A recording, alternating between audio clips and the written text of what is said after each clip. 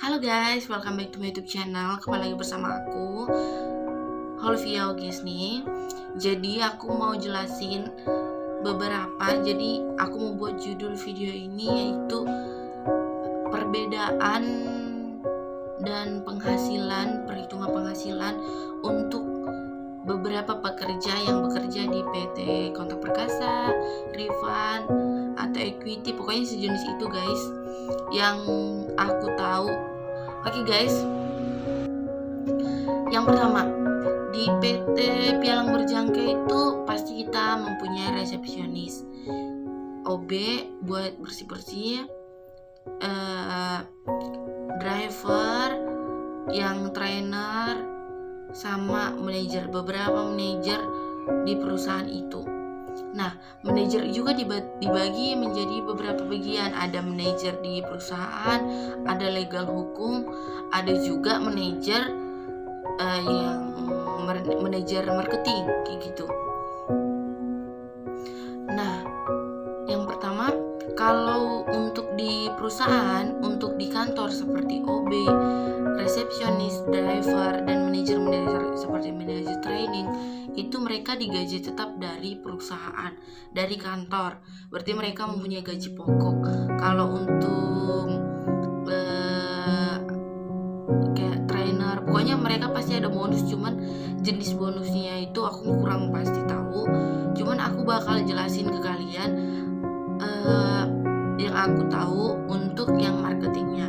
Kalau untuk di perusahaan berjangka seperti di Kontak Perkasa sendiri, kita mempunyai target dan kita mempunyai struktur mulai dari apa sampai manajer gitu guys. Jadi penghasilannya itu memang dari kita yang dibilang mendapat nasabah, tapi nanti aku bakal jelasin itu tahapnya, tapi aku jelasin dulu.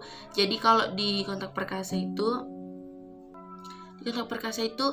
kita pertama kita bisnis konsultan, BC, baru senior bisnis konsultan, baru manajer, apa pokoknya banyak banget ke atasnya.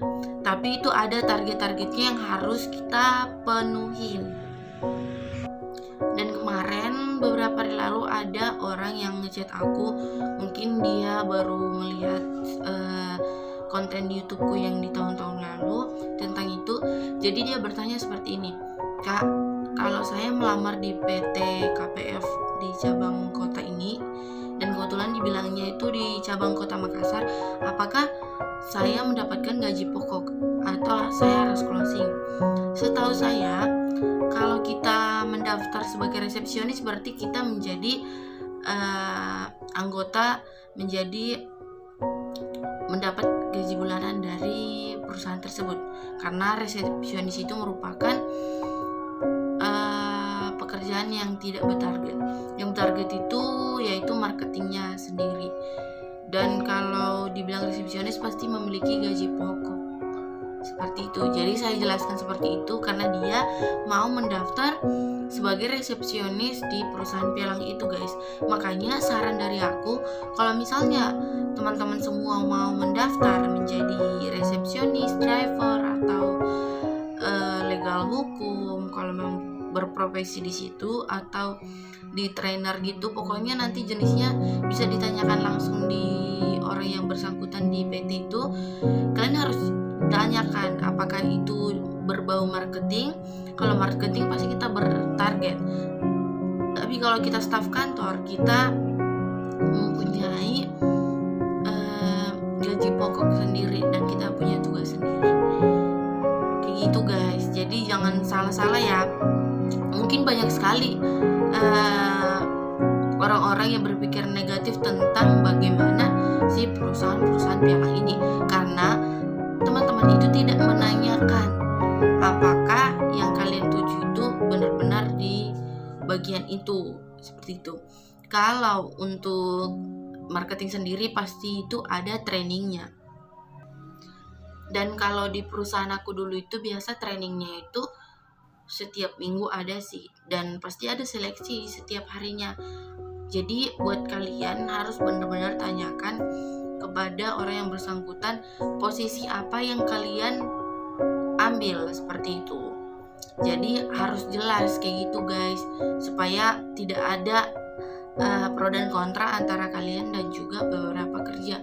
Kalau teman-teman bilang pekerjaan di sana tidak mempunyai hasil, itu tergantung sih. Kalau memang kita tipenya orang pekerja tetap, ya di dunia marketing pasti nggak bisa maju. Cuman kalau kita orangnya penuh dengan tantangan, kita orangnya pengen lebih sesuai kinerja kita, ibaratnya ya yang kita hasilkan sesuai dengan kinerja kita, ya kita cocok di dunia marketing gitu. Jadi mungkin kayak gitu, supaya lebih jelas harus ditanyakan dulu. Dan bisa juga selain kalian belajar nanya ke orang yang bersangkutan, yang kalian WA atau kalian DM atau di email, bisa juga kalian lihat-lihat juga di YouTube atau di mana sumber-sumber kayak gitu. Tapi kalau dibilang semua itu negatif, perusahaan manapun pasti ada yang negatif guys. Tapi alangkah baiknya itu kita harus membuka situs yang resmi, informasi yang valid kayak gitu, karena jangan juga kita mencemarkan nama baik perusahaan tersebut. Dan kalau misalnya teman-teman tertarik di bagian marketing, pasti di training dulu, dan kalian bisa bertanya, boleh juga bertanya ke aku, sebisa mungkin aku jawab di kolom komentar, atau beberapa orang ada WA aku juga atau DM aku tentang bagaimana itu. Pokoknya harus semangat, harus punya tujuan kayak gitu guys.